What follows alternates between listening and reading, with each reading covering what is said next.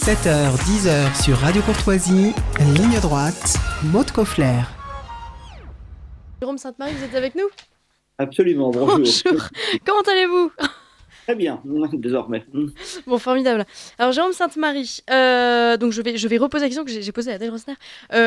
Alors, je voulais vous commencer peut-être par la situation de Jean-Luc Mélenchon, aux européennes. La liste est portée par l'eurodéputé Manon Aubry, axe principalement sa campagne sur la guerre de Gaza, ou plutôt ce qu'ils appellent un génocide, notamment avec la figure de Rima Hassan. Jérôme Sainte-Marie, la France insoumise dégringole dans les sondages. On aurait pu croire que Gaza, matin, midi et soir, aurait propulsé leur liste, mais finalement, ça ne semble pas vraiment vendeur. Qu'est-ce qui a changé ? Je ne suis pas tout à fait d'accord avec vous sur le diagnostic, c'est-à-dire sur les chiffres. Ouais. N'oubliez pas que la France insoumise a fait un très mauvais score lors des dernières européennes. C'est simplement 6 points. Et c'était entre deux présidentielles menées par Mélenchon où ils avaient raté d'assez peu, finalement, de 600 000 voix la première fois, de 400 000 voix la seconde fois, la qualification au second tour, et donc plus de 20% pour Jean-Luc Mélenchon, mais là, simplement 6%. Parce que Manon Aubry n'est pas forcément, une tête de liste, c'est plutôt ça leur erreur, une tête de liste très performante. Ce choix stratégique fait que Jean-Luc Mélenchon peut s'exprimer. On ne parle d'ailleurs que de la France insoumise, et elle est donnée actuellement à 7-8%, parfois même 8,5%. C'est pas fantastique pour eux, mais c'est mieux que la dernière fois. Ce n'est pas un choix si mauvais. J'incite même à la prudence là-dessus, sur ces chiffres. Je pense que dans le climat actuel, il y a une forme de diabolisation médiatique de la France insoumise qui peut peut-être entraîner beaucoup là c'est le sondeur qui parle, beaucoup de sondés à cacher leur vote France insoumise, ce qui n'était pas forcément le cas autrefois. Ouais. Et donc vous pensez qu'il pourrait faire beaucoup plus que ce qu'indiquent les sondages ? Beaucoup plus, j'en sais rien, mais ça ne m'étonnerait pas le Figaro disait il y a quelques jours qu'il se rapprochait, qu'il voyait la ligne des 10% se rapprocher. Ça ne s'est pas confirmé entre les derniers sondages IFOP, parce que le Figaro travaille avec l'IFOP, mais moi je ne suis pas sûr que ce soit un choix si catastrophique, soyons tout à fait honnêtes. Voilà. Alors, une séquence a beaucoup fait parler, celle de François-Xavier Bellamy, rue Saint-Guillaume, pour s'opposer au blocage approuvé par la France insoumise, justement en soutien à la Palestine. Un duel est prévu entre Louis Boyard et François-Xavier Bellamy. Est-ce que c'est le genre de séquence qui peut faire basculer une élection ou pas ?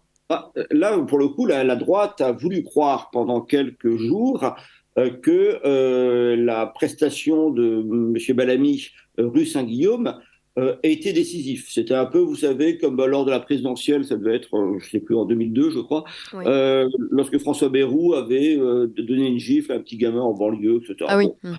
Ça ne s'est pas vérifié dans les sondages. Mais il faut voir aussi que dès qu'on sort du prisme, un peu politologique, de gens très politisés, cette séquence, à mon avis, n'a pas été, je crois, vue par grand monde, et qu'elle est un peu ridicule. Il faut être tout à fait sérieux.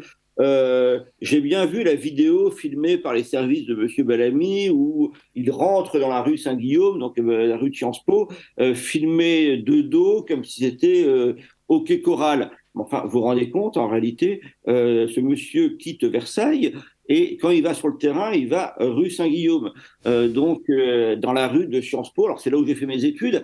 C'est pas tout à fait la jungle, si vous voulez. Non, mais est-ce qu'on peut considérer quand même qu'il est un peu allé au feu parce qu'il était face à des adversaires Il ne s'est rien passé. D'ailleurs, il n'a pas été pris à partie réellement.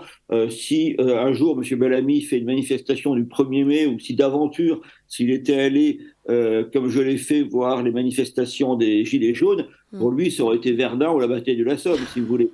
Faut quand même, sincèrement, je ne vais pas pour me moquer de ce M. Bellamy, mais dans quel univers vit-on pour considérer qu'aller dialoguer avec des étudiants en cercle gauchiste rue Saint-Guillaume serait l'épreuve du feu? C'est rien du tout en réalité, ou alors nous sommes tous des héros qui nous ignorons. Donc je ne crois pas que ce soit vraiment décisif. Alors ça a flatté,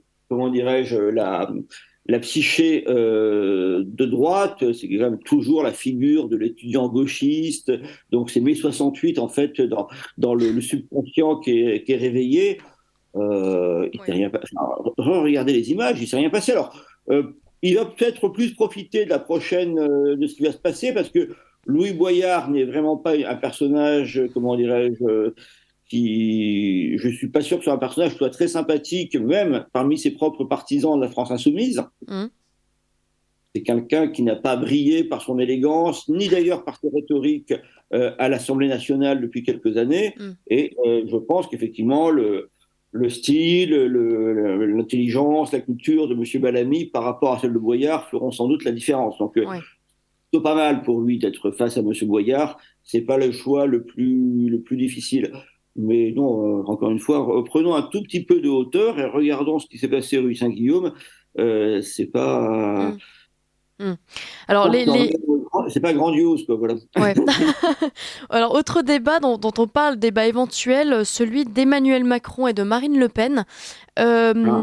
Selon vous, Marine Le Pen et le Rassemblement national auraient-ils intérêt à accepter un tel débat s'il est envisagé Bah déjà, ça se refuse pas en réalité. Donc, parce que c'est le président de la République ou par oui, principe oui. Bah, vous savez, quand vous êtes Marine Le Pen, que vous vivez quand même avec le souvenir entretenu donc par vos adversaires, etc., du mauvais débat Oui. de 2017, et qu'on vous face à Emmanuel Macron, et si Emmanuel Macron vous propose un débat et que vous dites bah non, c'est pas possible, c'est un peu compliqué quand même. Hein, donc, et ça, je suis pas sûr que les Français s'intéressent beaucoup aux aventures respectives de M. Boyard et de M. Bellamy. Je suis persuadé qu'ils suivent de près ce qui concerne M. Macron et Mme Le Pen. Donc, au-delà de la tactique, etc., si effectivement le président de la République veut aller débattre, c'est compliqué de dire non. Ouais. C'est toujours possible. Mais donc, voilà. C'est.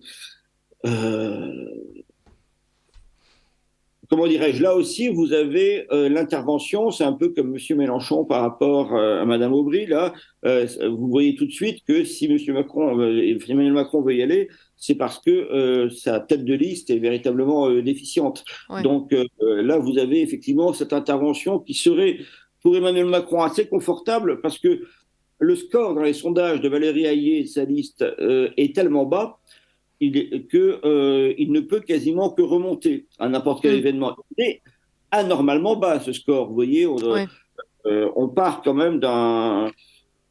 Au premier tour de la présidentielle, M. Macron avait rassemblé près de 10 millions d'électeurs. Ah oui.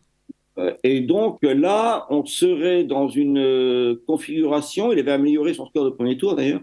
Et là, on est à 16-17%. C'est pas normal. Vous avez des scores très très faibles, y compris chez les retraités et les cadres. C'est là où Valérie Hayé est la meilleure, mais malgré tout, elle est très basse. Elle est même sur ces catégories phares du macronisme, elle est tangentée par la liste Bardella. Donc, vous avez quelque chose d'anormal. En plus, les électeurs du type macroniste ont tendance à se déplacer. Donc, évidemment, un débat ne peut quasiment que profiter à la liste Hayé. Donc, ce n'est pas forcément une excellente chose pour Marine Le Pen, mais ça va être difficile pour elle de refuser. Ouais. Bah écoutez, merci Jean Sainte-Marie. Alors l'entretien est un peu court, malheureusement, on a eu quelques difficultés pour se connecter, mais merci d'avoir accepté notre invitation. Je rappelle que vous êtes sondeur et politologue, président de l'Institut Polingvox, auteur de Bloc populaire, une subversion électorale en 2021 et de Bloc contre Bloc en 2019, tous les deux parus aux éditions du CERF. On suivra cette campagne, de toute façon, on en reparlera très prochainement. Merci beaucoup Jérôme Sainte-Marie.